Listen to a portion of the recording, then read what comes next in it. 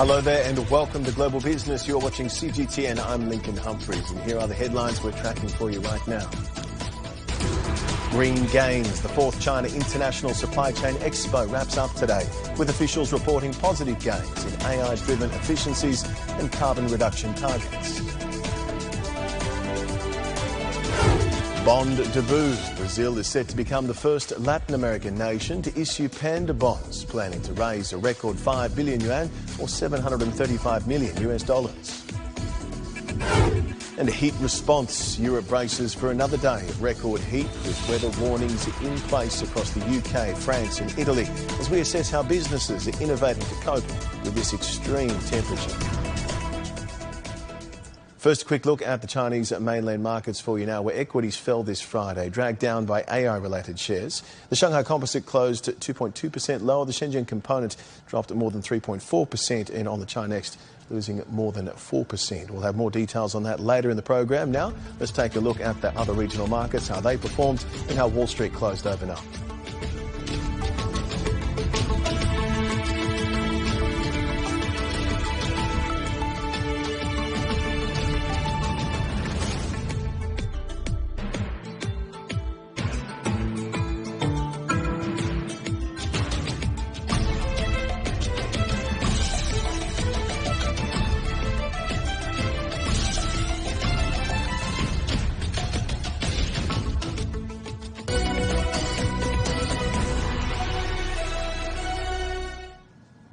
We'll start with the 4th China International Supply Chain Expo, or CISCE. It wraps up today with fruitful outcomes achieved. Our reporter Chu Chu is on the ground with the latest. This year's China International Supply Chain Expo has held over 60 business matchmaking sessions. It also hosted 37 new product launch events, where more than 160 new technologies and solutions made their debut. Governments and companies also teamed up to meet partners along the industrial chain with strong signing results. Well, at one event in Zhejiang province, local new energy vehicle brand Zixing Automobile signed a deal worth over $33 million for new energy commercial vehicles. And the expo's 6 major industrial chain zones also highlighted clear industry features, like the digital technology zone added a new AI zone. The manufacturing zone also introduced a low altitude economy section for the first time. The agriculture zone featured live demos of smart storage and cold chain systems. And over the past few days, I've also talked to several foreign executives. Many of them said that China has one of the most complete industrial systems in the world. They expressed their confidence in the market and said that the expo makes business matchmaking much more efficient. With that, we wrap up our coverage this year. Looking forward to the next edition. Artificial intelligence is moving beyond the lab and into the real economy. But as AI finds applications across manufacturing and supply chains, a key question remains: has it actually solved the practical challenges businesses face? At the CISCE, CGTN reporter Dai Kai spoke with business executives and industry experts to find out whether AI has truly crossed that threshold and what tangible benefits it's already delivering. Artificial intelligence has come a long way, but the last mile is always the hardest. Is this technology able to move beyond demonstrations and deliver value in the real economy? Here at the Supply Chain Expo, that's exactly what companies are trying to prove. At a panel discussion I moderated during the expo, industry leaders shared how AI is being applied across a growing range of industries. But while the technology is advancing rapidly, the question is how quickly those innovations can be translated into real-world results. Challenges are still there. Data often sits in separate systems, different platforms don't always talk to each other, and for many businesses, deployment costs remain a concern. But some say those barriers are starting to come down. For Schneider Electric, AI has helped transform a 30-year-old lighthouse factory in Shanghai. The company says that transformation was only possible because the digital groundwork was already in place. AI is creating value across the entire life cycle of our business, from research and development to manufacturing and operations. Through machine learning, we've been able to improve product performance. In our factories, AI also helps optimize production scheduling, making it easier to manage a wide range of products and smaller batch sizes more efficiently. French cosmetics giant L'Oreal says AI is also delivering tangible results in logistics. At its Suzhou Smart Fulfillment Center, the company is using the technology to better handle growing demand. Our Suzhou Smart Fulfillment Center, which opened in 2024, can process up to 7,000 parcels within an hour. During major shopping events, it can ensure that in 99% of cases, orders are sorted and fulfilled within 48 hours. AI-powered solutions, combined with technological cooperation between China and France, have helped us achieve very strong results across all stages of the beauty supply chain. Let's get started now. In healthcare, companies are also finding new applications for AI. It can connect different pieces of health information and help people make better sense of their health. AI is playing an increasingly important role in health management. The system we present this time brings together many different types of health data. AI helps integrate information from different sources, giving users a more comprehensive understanding of their health risks and enabling them to manage their health more effectively. The examples may differ, but the goal is the same, turning AI into real-world value. So, has AI reached the last mile? Not everywhere, but across the exhibition floor, there are signs that the gap between innovation and application is getting smaller. CGTN, Beijing. Meanwhile, there is a clear shift to AI as overhauling manufacturing efficiency while homegrown green technology cuts global carbon footprints. CGTN has more from the CISCE. This is my fourth time at the China International Supply Chain Expo. I know every corner of the venue by heart. But look closer. Everything is getting a rewrite to become smarter and greener. Take one solar panel maker here. It uses AI to boost crystal pulling efficiency and stability by 20% each, supercharging green energy output. We built a vision-enabled AI large model. Trained on historical production data, it continuously optimizes product and process parameters to boost line performance and stability. A broader trend at the Expo, multinational enterprises are leveraging China's complete industrial ecosystem, where digitalization drives higher efficiency and a lower carbon footprint. For example, AI-powered logistics planning systems. And this is actually a local innovations in China and then now become global. So these systems allow customers, for example, to optimize the loading of their containers. So both improve cost efficiency, but also lower the carbon emission. The system can think on its own and make decisions. Absolutely. Significantly cut down the time. It used to take a few weeks, days, to now a few hours. Airbus is joining the expo for the second consecutive year. The aerospace giant brought a huge display of a cargo ship, specially built to transport aircraft components. Why I put this here is because this vessel has its unique shape with this 6-column named Lotto sail. This can take advantage of the wind energy in the real operation, can reduce as much as 50% of the carbon emission. By the way, this is produced in China. It boils down to collaboration, building greener and more resilient global supply chains together.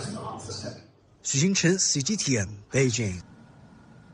Now, to help us better understand the significance of the ongoing China International Supply Chain Expo, I'd like to bring in Wang Yaoting, Associate Professor of Economics at Peking University. Thanks for joining us on the show.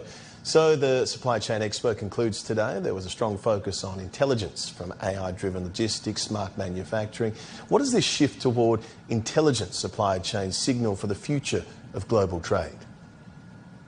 Well, yes, I believe we're about to witness how the global trade game to be fundamentally changed. So we're moving away from the old school labor arbitrage, which is simply to find the cheapest factory, to entering the era of intelligence arbitrage. And China is positioning itself not just as the world's factory floor, but as its a digital brain, So we're seeing those advanced AI embedded in the manufacturing ecosystem, in the supply chain. So they're trying to make their supply chain simply too smart and too efficient for multinational companies to abandon, even despite heavy Western pressure to decouple.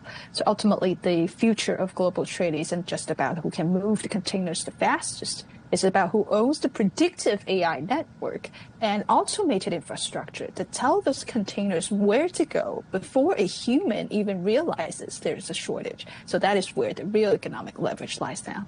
As you say, we're in a time of ongoing geopolitical tension, supply chain fragmentation, some decoupling. What role does the CISCE play in countering these regressive trends and bridging divides in global trade?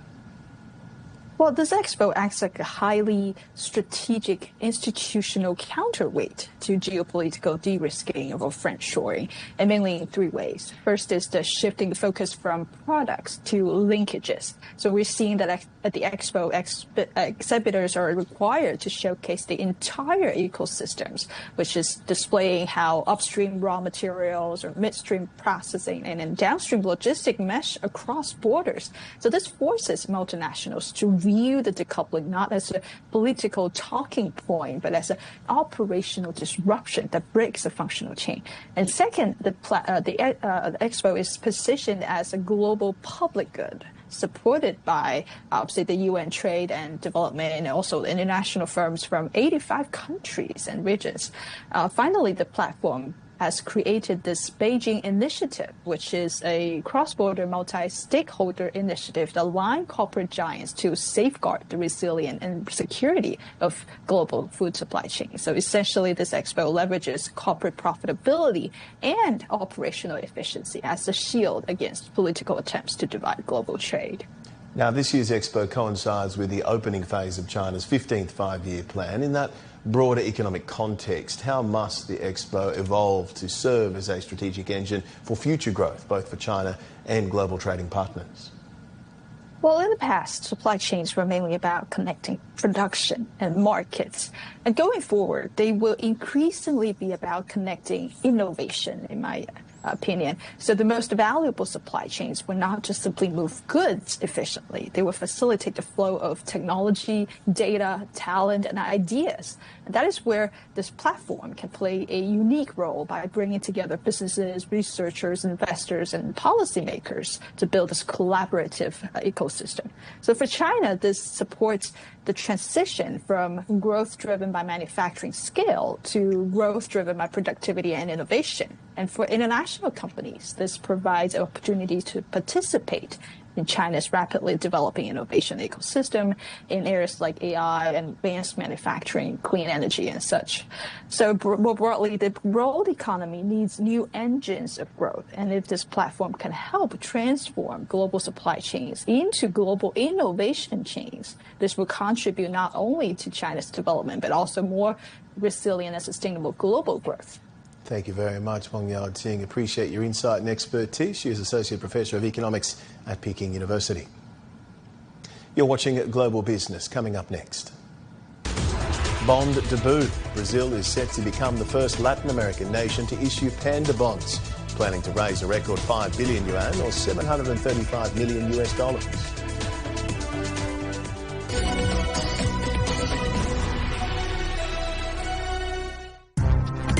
Supply chains.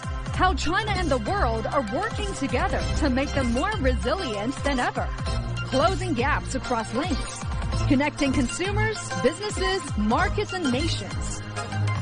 This June in Beijing, the 4th China International Supply Chain Expo brings the world's leading experts and companies together in one place. Watch CGTN for comprehensive coverage of the latest trends in technology. June 22nd to June 26th, only on CGTN.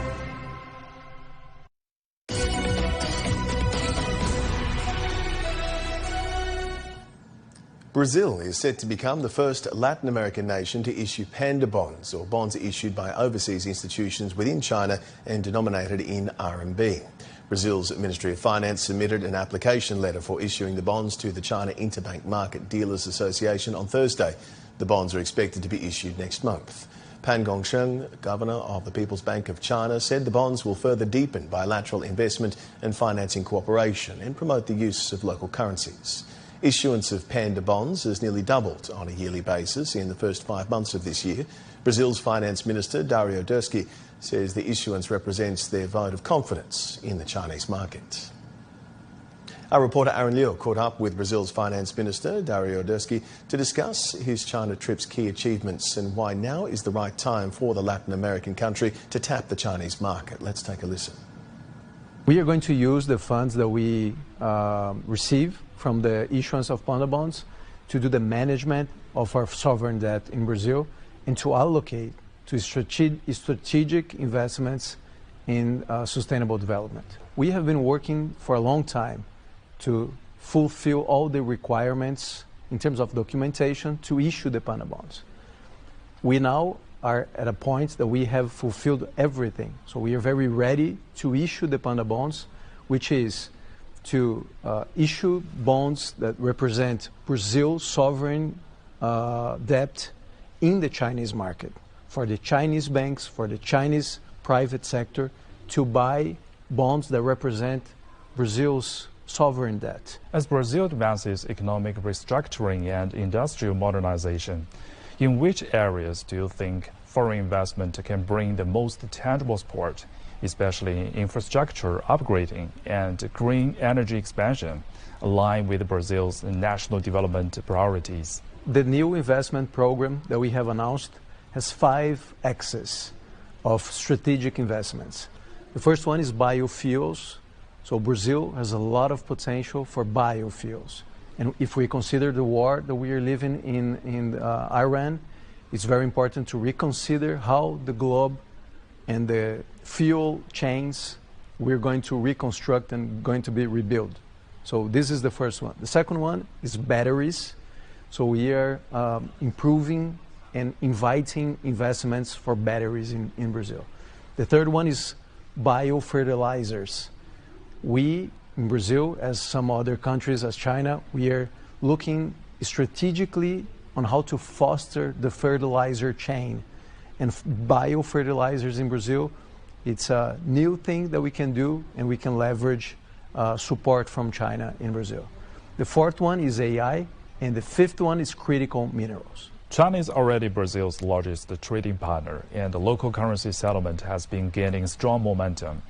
Beyond this, what other financial infrastructure arrangements or cooperative mechanisms do you think can further reduce costs and improve efficiency for bilateral trade and investment flows? I will mention 3 things to you. First one, we are opening in Beijing the new office of the Revenue Federal Office of Brazil. The entity that collects taxes in Brazil will be present here in Beijing to talk and to the Chinese authorities and to do the guidelines of the best practice both for Brazilian and Chinese companies. This is the first one. The second one is the ETF Connect program. ETF is an index that the private sector can buy. For example, the index of the Brazilian stock exchange. Chinese company can now buy a bond, a private bond that represents the index of the Brazilian stock market. And the same thing can happen from the other side.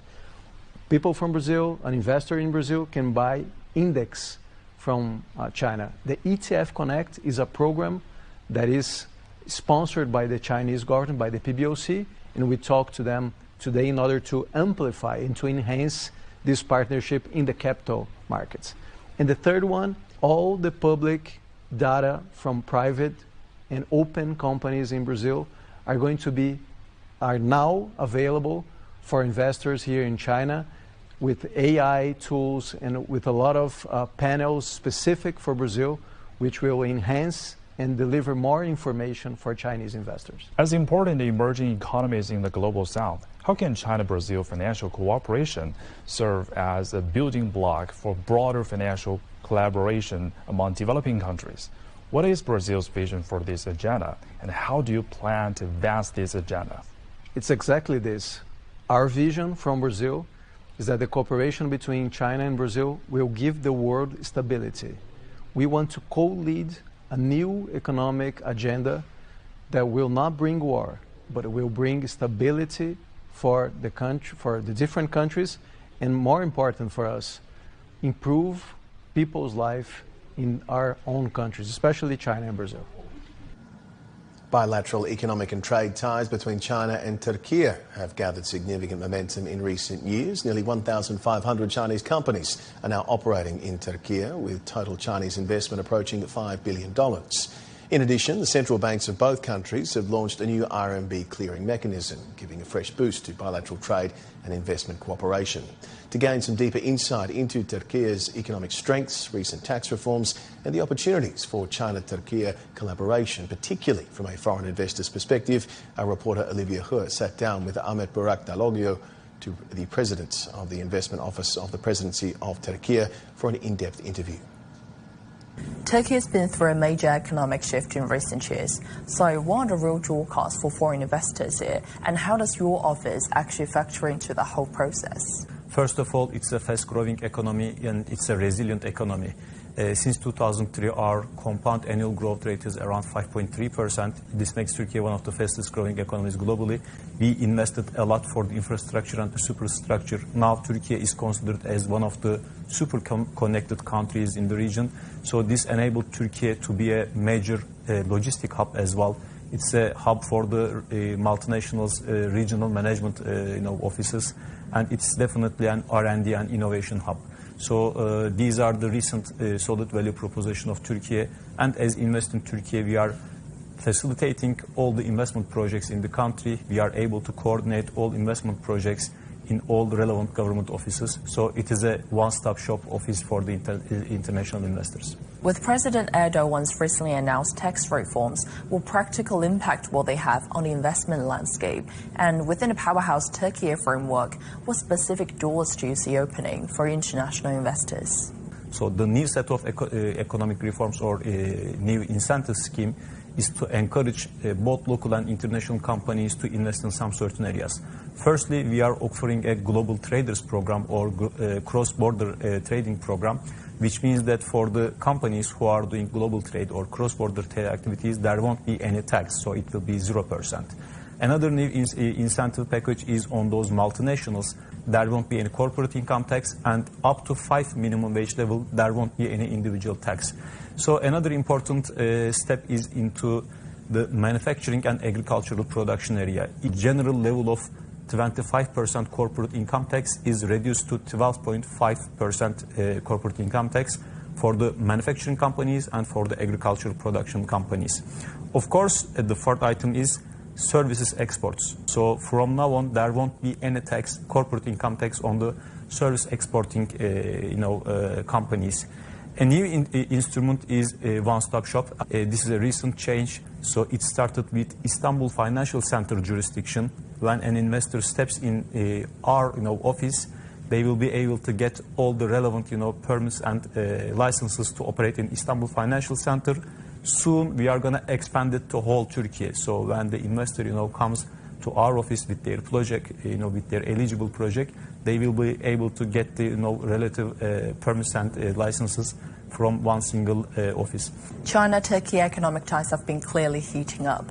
Where are we seeing the biggest Chinese investment footprints right now, and what tangible opportunities are actually on the table in those sectors? So we are thankful for the leadership of the both countries. So both presidents are committed to grow economic relations, and throughout the time we have had some achievements. When we look at Turkey, we have 1,500 companies operating with Chinese capital, and the investments of Chinese companies reached to almost $5 billion in the recent years. And we all know that the trade volume, according to statistics on our side, is more than $50 billion. Up until now, the companies from China invested in a wide variety of industries, especially in the infrastructure, into energy, in manufacturing areas, in logistics, in financial services. And we believe that we can attract more investments from China in high-tech manufacturing fields. And another important change in the recent years, both presidents are prioritizing trade in the local currencies. just recently, central banks of both countries to agree to establish a RMB clearing mechanism. ICBC got the mandate for that, and it was announced a few months ago. So for the tradespeople of the both countries, there is an opportunity to grow in the trade in local currencies, and I think this is a kind of important step to further strengthen our relations. You're watching Global Business. Up next. Heat response. Europe braces for another day of record heat with weather warnings across the UK, France and Italy and beyond as we assess how businesses are innovating to cope with the extreme temperatures.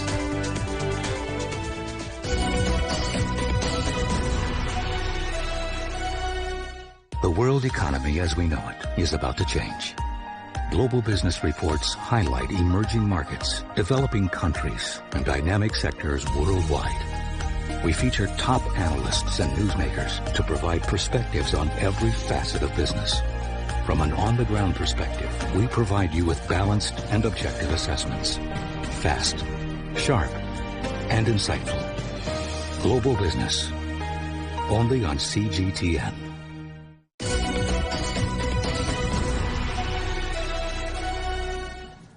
Now let's delve a little deeper into the equity markets in the region. We'll cross to our man in the know when it comes to the markets, Timothy Pope in Shanghai. Hello, Tim. The Chinese mainland markets, how did they wrap up the week? Didn't look too good today. No, Lincoln, not very good at all. A global tech sell-off really rocked the A-share markets today. The Shanghai Composite Index was down about 2.3%. The Shenzhen component lost 3.4%, and the Chinex board 4%. This was sparked in part by an announcement by Apple overnight that it's raising the prices on iPads and MacBooks because of surging memory and storage chip costs. This is actually a fascinating story, what's happening in that sector at the moment, because it takes in some sky-high profit margins that these companies have had in the past and how that's being squeezed by AI, specifically their data center memory requirements. But that news sent big tech stocks sharply lower overnight in the US, and Chinese tech companies followed suit today. Zhongji Innolight, which is one of China's biggest tech firms and the biggest optical module maker in the world, was down 5.2%. It's also one of the most expensive stocks on the Chinese mainland markets and has one of the biggest market caps. Chip makers were down too. Cambricon shed more than 3% in Shanghai. And a sub-index that tracks AI-related companies across Shanghai and Shenzhen declined by 4.6%. Elsewhere, we had PetroChina stocks. They were defying falling oil prices this afternoon to rise 1.3%. That came after the United Nations International Maritime Organization said it was stopping escorting ships through the Strait of Hormuz as one ship had reportedly come under attack. That raised some more fears about the durability of the new ceasefire. Although on the oil front, we are looking at steep price declines for the week as more of those previously stranded tankers have managed to get through the straits, Lincoln. Not the happiest Friday for traders around Asia either. Steep declines in both Hong Kong and Tokyo. What were you tracking there? Yeah, a pretty bleak picture in Tokyo and Hong Kong. Hong Kong's Hang Seng, of course, has only just taken steps to increase its exposure to AI stocks, and that was definitely a factor in taking the index to a one-year low today. It was down by 1.8% at the end of trade, and the Hang Seng Tech Index fell 3.4%. The two stocks which were added to the Hang Seng to counter criticism over a lack of AI exposure for the index, Knowledge Atlas Technologies and Minimax, both Chinese companies that work on large language AI models. They both tanked today. Knowledge Atlas was off by 12.9% and Minimax by 6.5%, despite a last-minute attempt to claw back some losses. You actually had to look quite hard for good news on the Hong Kong markets today, but it was there for debutante companies like tech manufacturer and, ironically, Apple supplier Ling Yi. Now, it completed a $1 billion IPO this week, and its stock was up 73% today, its first day of trade. In Tokyo, the Nikkei 225 was down more than 4%. This was mostly due to SoftBank shares going through the floor today. They lost 12% following a report in the New York Times, which quoted insiders at OpenAI saying that the company might actually delay an IPO until next year. The report said that having the IPO this year would probably mean not hitting $1 trillion valuation, something which it seems the company's CEO, Sam Altman, is not willing to compromise on. SoftBank is also heavily invested in OpenAI. It would benefit hugely from its IPO. And it's also a heavyweight stock on the Nikkei, which, as we know, moves at the whims of its big stocks. It also didn't help the index today that many of these were AI-related. Advantest and Tokyo Electron also traded sharply lower this Friday, Lincoln. Thank you very much, Timothy Pope, for us there in Shanghai. Have a wonderful weekend. Now to some other headlines we're tracking for you this hour. China has unveiled a new 5-year roadmap for developing its new energy system. Total investment in key energy projects and emerging business models is expected to surpass 20 trillion yuan during the 2026 to 2030 period, according to an energy official on Friday. US inflation increased further in May. The Personal Consumption Expenditures Price Index rose 4.1% year on year, its first increase in 3 years, as the Middle East conflict boosted energy prices. Financial markets are now expecting a rate hike from the Federal Reserve in September.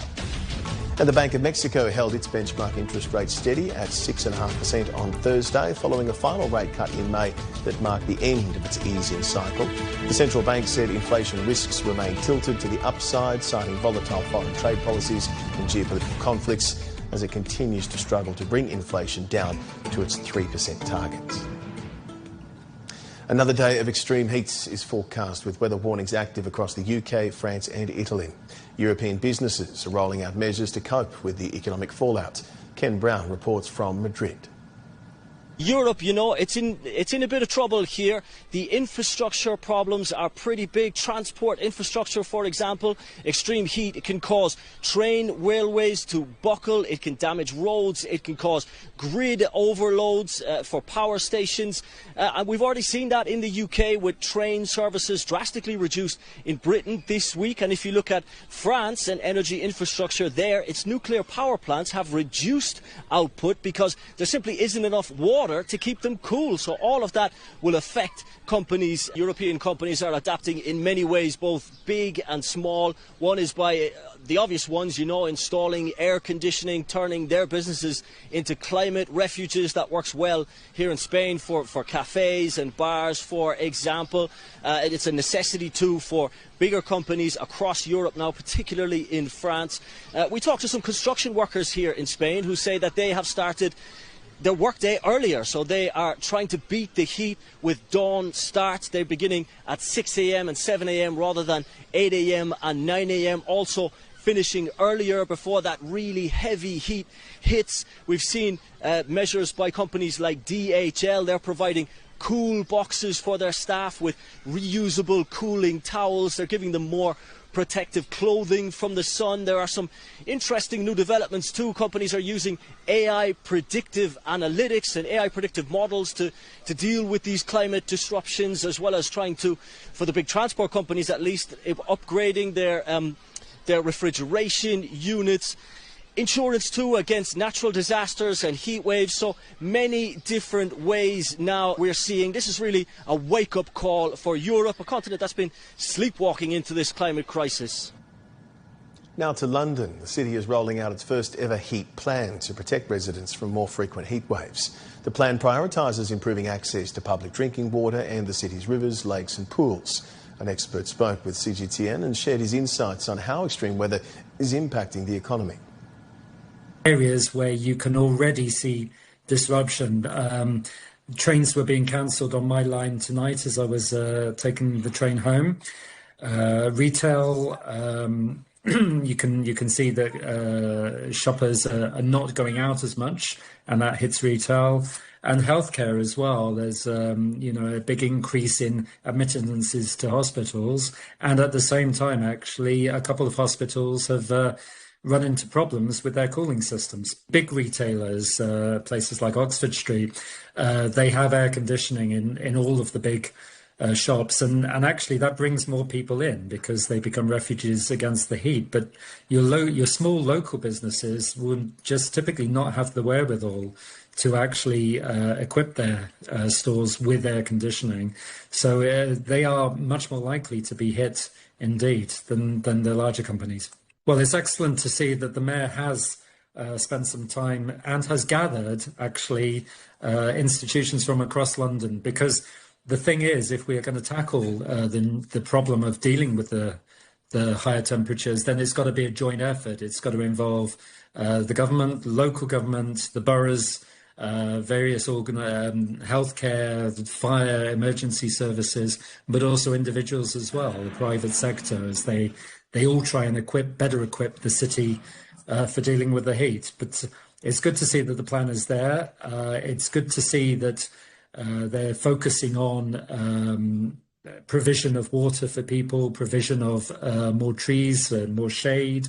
Those are important. Retrofitting houses, that's important. And also that they notice that the heat tends to affect poorer households more than it does richer households. So they've built in, if you like, a priority of trying to level up, help the poorer households deal with the heat. Back to Madrid now, where employers are required to suspend outdoor activities under orange and red heat alerts. But freelance teams are struggling to get their outdoor gigs done. Ken Brown reports. Madrid is simmering under the relentless Omega heat wave.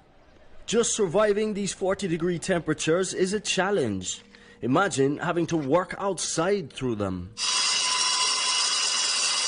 But it's busy season and there's no let-up for Andrés and José. I asked them how they handle the heat. José, ¿cómo se aguanta el sol trabajando? Muy mal. Muy mal. Hay que aguantar esta tormenta porque es una tormenta de fuego y hay que aguantarla como se pueda. This is a firestorm and you have to survive it however you can. ¿Y cómo se hace? Agua. Mucha agua. Lots of water. Mucha agüita y si se puede, de vez en cuando tropezamos y nos caemos. And when you can, if they trip and fall into the pool, that's a help. También empezáis más temprano, ¿verdad? Sí, más temprano para they start earlier, they do an intensive day of work and they finish before 4 o'clock or even earlier to get out of that really hot period of the sun. Officially, Spain's indoor workspaces cannot exceed 27 degrees Celsius, but outdoor work has no such official limit. So how hot is too hot? Under labour laws, employers should suspend outdoor activities like construction, agriculture and street sweeping whenever Spain's national weather agency, AMET, issues an orange or red heat alert. But for small freelance teams, the pressure is on to get the job done. Definitely one of the most fun ways to cool off this summer. And Spain's water parks and swimming pools are going to be packed this year, for those who are lucky enough at least. But experts are increasingly worried about the potentially devastating consequences of El Super Niño. That's when the ocean temperature in the equatorial Pacific reaches 1.5% above its normal average temperature. With a Super Nino, it can cause even more intense heat waves, droughts, wildfires, torrential rain and flooding. The current heat wave is expected to end on Saturday, but with global warming and Super Niño teaming up, experts warn that the worst may be yet to come. Ken Brown, CGTN, Madrid.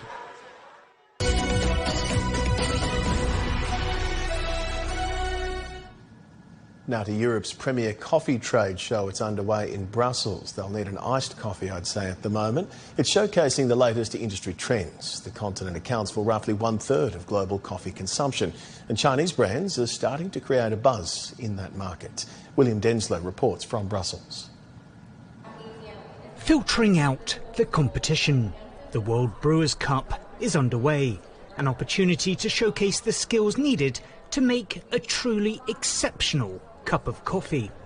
Essentially, you have an overall set of criteria that will help decide the judges and calibrate what's good, what's the best cup, and how the baristas and their cups stand out from the rest.